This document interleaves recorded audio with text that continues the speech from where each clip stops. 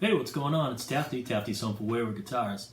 And we have yet another series that I'm going to start on this channel, repair series. Now, it's going to be a little bit different from the What Is This Thing on My Guitar series. We'll do more on that later. This is going to be some of the basic repairs and not so basic repairs that I come across on a daily basis here.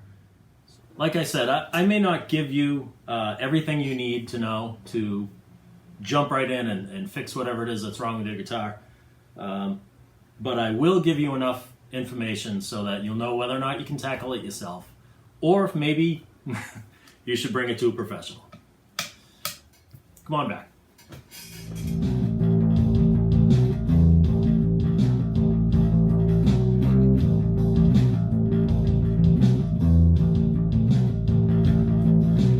Types of headstock brakes. There are clean brakes, perpendicular to the fingerboard, perpendicular to the neck. There is not a ton you can do with those. You can put it together and well, let me say there's not a ton you can do without extensive surgery. These type of brakes, what sometimes people call the smile brakes, these are pretty easily fixed, and they're good as new. All right, I don't usually opt for the overhead view, but that's probably the best way to do this one. So, good news, you won't have to look at me the whole time. Let's turn this over, and you can take a look at the actual brake. So, I know it's kind of hard to see, and I don't want to move it around too much, but well, there you go. The problem with this one is it not only broke here, but we've also got two cracks down the sides of the neck, starting at the base of the nut. I'm going to attack this separately. I'm going to go ahead and I'm going to fix the headstock brake. Then I'm going to try to wick some super glue into these cracks. The reason for that is this is not a clean brake. This isn't opening up like this is. You've got one brake that's wide open, and then you've got another couple of cracks on the side here. All right, now that you've gotten a good look at our crack here, at our break in our crack, I'm going to go ahead and I'm going to take the tuners off, and I'm going to take the truss rod cover off, and hopefully the headstock doesn't want to separate from the body. Wish me luck.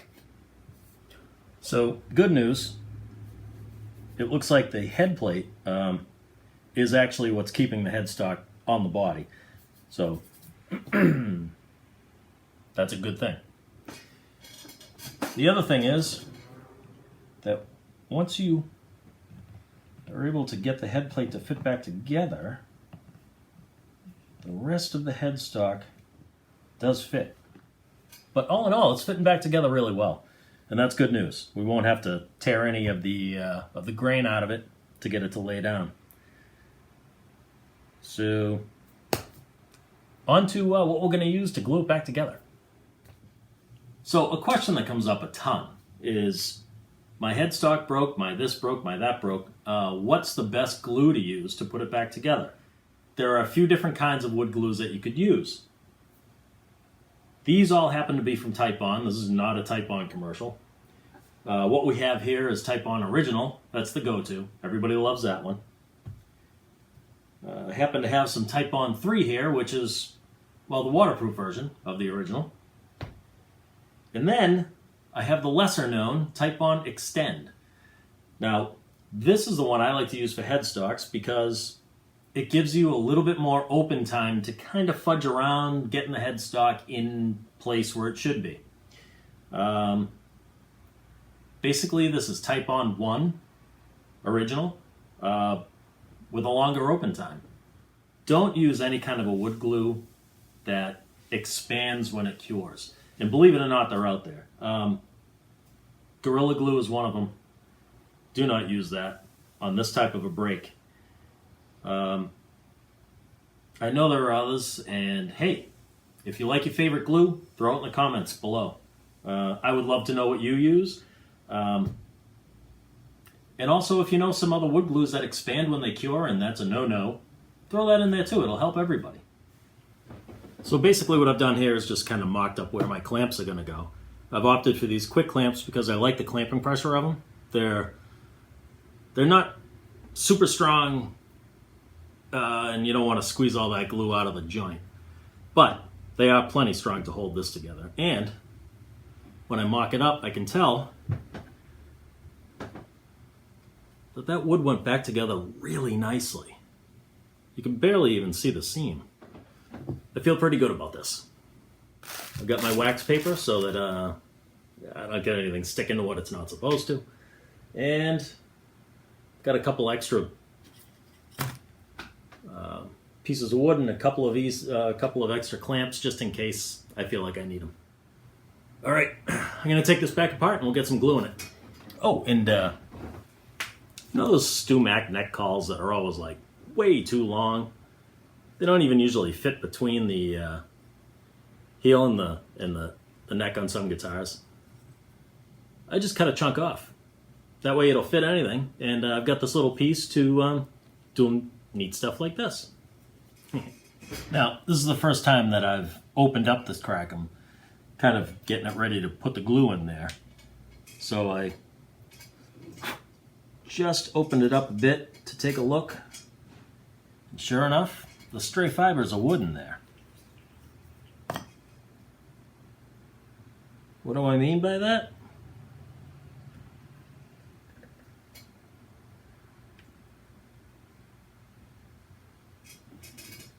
That's what I mean by that. So if that was laying down in the wrong place, sitting in the wrong groove in there, our headstock would not have gone back together. Yeah, that's clean. Excellent. Glue. Glue brush. Hot water to wipe away the squeeze out. Rag to do the same thing. And I've got all my wax paper cut to size, I've got my blocks, I've got my clamps, and I'm ready to go.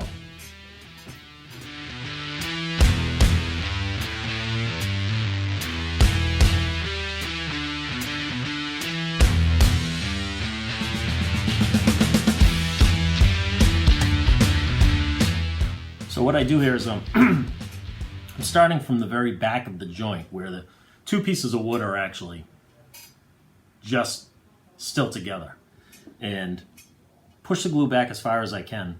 Then I'll paint myself out of the joint.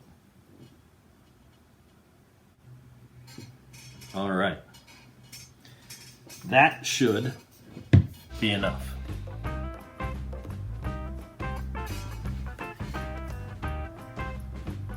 Oh yeah. All right. Let's get some clamps on that.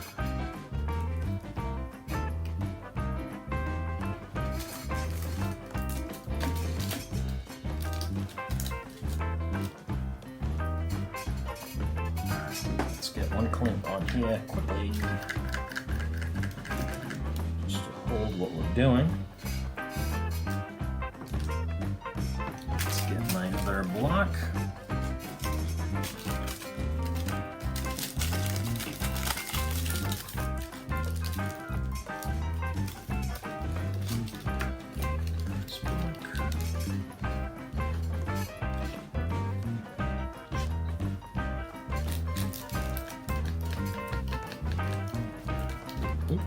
Try not to get my thumb in there.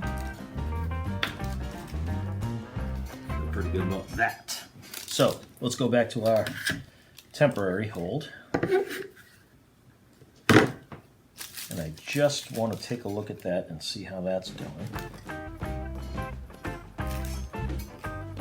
We'll use a different piece. All right.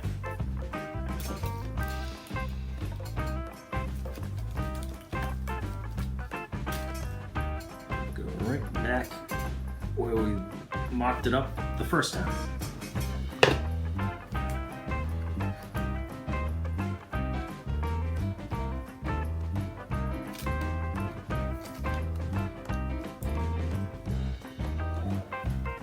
I think I got it. All right, I just broke Brad Angrove's cardinal rule, fixing my hair on the camera. All right, there we are. It's all put together, and we just got to leave it to cure. It's going to take a couple days. Gonna try not to breathe on it. Well, hopefully in a couple of days' time, we come back, we take everything apart, we clean up the glue, just some super hot water and a couple of rags. Stay tuned.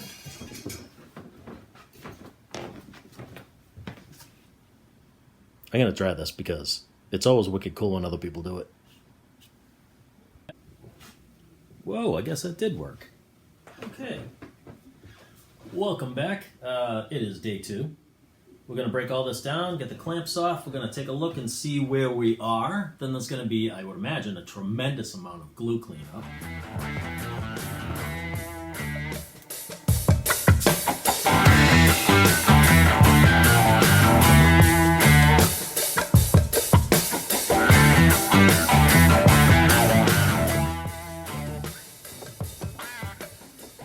Alright, as I suspected, we've got a lot of glue to clean up. But that's okay, I don't mind. Let's take a closer look, shall we? So, here we are out of the gate. Like I said, there's a lot of glue to clean up there. But it closed really well. We'll see how it looks after I get the wax paper and glue off. But I've got a good feeling. All right, well, that was excruciating. Yeah, it's just one of those things you got to do, right? All right, check this out.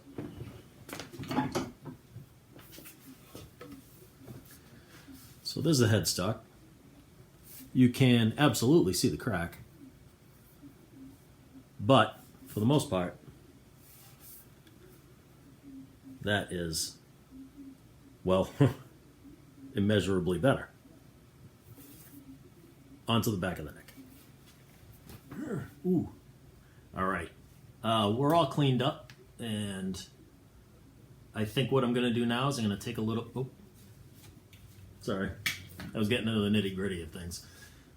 What I'm going to do now is take a little Stunning Stains from Crimson, and I'm going to see if the crack will take any of that, just to kind of hide things a little bit, and maybe even follow it up by a little bit of satin poly over the top, just to even things out. That is, after all, what this guitar is finished with. So, oh, one other thing. Our other cracks in the side here, I tried to wick some super glue into one of them, and it just sat on top. Tried to work the neck back and forth a little bit. I don't think these are actually cracks. Or at least if they are, they don't go very deep. So I'm going to do what I can, throw a little super glue into them. I know it's not really taking it, but I feel better that I've done it. Then it's ready to put back together. As you can see, it's a great match color-wise. And just go ahead and paint that into the crack, wipe off the excess, and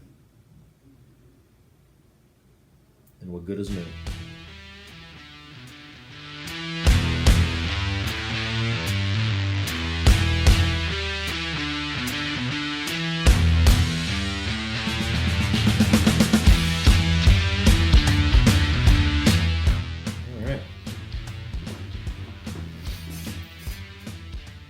Well, that didn't take very much at all. That's better. All right.